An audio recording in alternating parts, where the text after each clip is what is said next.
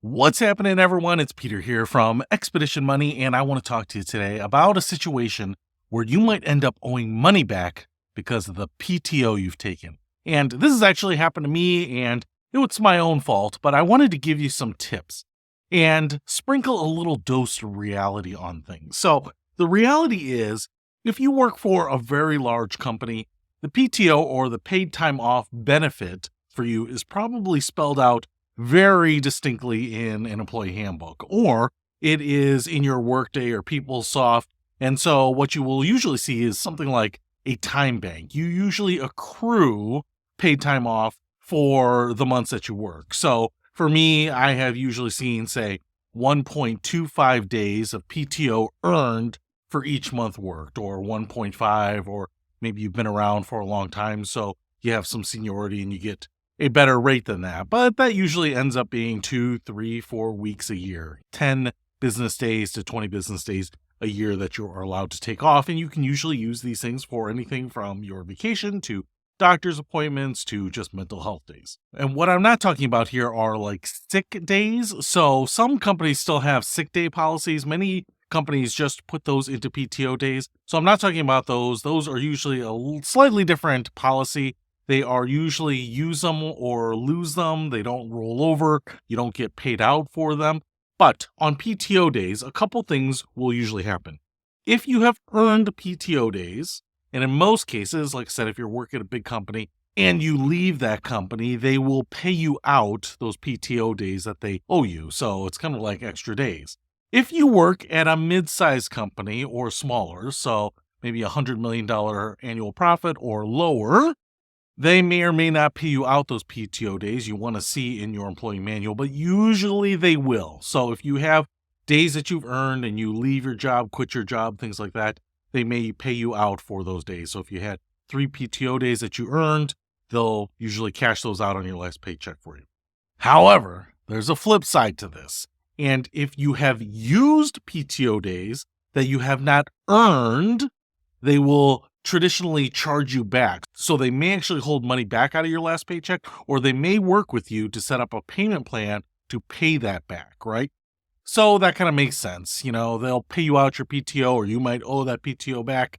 So in the end, you just kind of want to make sure that maybe you're using it, or sometimes people like having a lot of PTO accrued. So when they leave, they get a nice big fat payout of that PTO, kind of juice that last paycheck. So where the problem arises for some people is when the company is a small business. $100 million annual profits or lower. That's just generally what I call a small cap company. And so they may have some very well-documented policies, but this may also be a family practice. Maybe there's 5 people. Maybe you report to the owner. Maybe he writes the paychecks himself.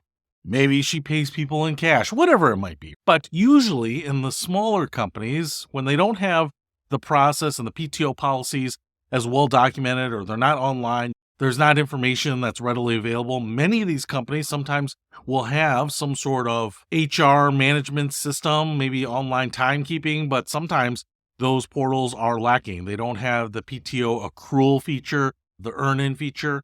That software, sometimes they'll just ask you to put it on your calendar. Sometimes they'll ask you to record it in a spreadsheet. Sometimes they will ask you to document it via email to your manager. And what I am telling you is that sometimes they will not necessarily give you a vesting schedule for your time off.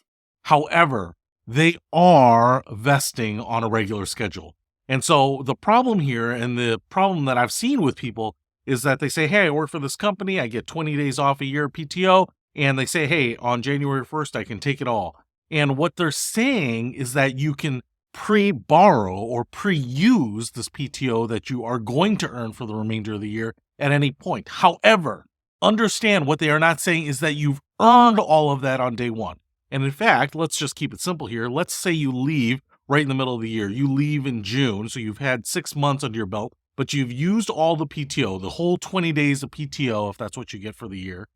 And when you leave, the HR department or the business owner is going to say, hey, well, you used a full year's worth of PTO, 20 days, but you were only here for 6 months, so you owe me 10 days of PTO back. 2 weeks, right? So a full paycheck, potentially. And if you're earning $50,000, that can be $2,000. If you're $100,000 income there, that can be $4,000 that you owe back, right? So that's a lot of money. And sometimes that surprises people because you say, hey, you've told me that on January 1st, I can take all my PTO at once. Hey, you've never said that there's any sort of vesting schedule that I get 1.5 days of PTO per month I've worked or anything like that. But you just have to understand that if you get 20 days off a year, just divide that by 12 and figure out how many days you're earning per month. Because if you leave or they are dismissing you or laying you off or firing you, they will absolutely do that calculation at the time you're leaving. They don't want to overpay, and they certainly don't want you to walk out the door with something that you didn't earn. So even though they may not make a big deal out of it, it may not be well documented, it may not be documented at all, just understand that the PTO time always vests. You might have to do some math on your end, but in order to prevent you from owing a bunch of money when you leave your company, I'm just reminding you that even though you may not have seen it, PTO may be treated fairly liberally where you come from. In the end, no one is giving away free money. So save yourself some headache, save yourself the potential for having to write a check or go on a payment plan when you leave your current employer by doing the calculation and understanding how much PTO you earn for each day or month that you work. So hopefully that helps. I'll see you later.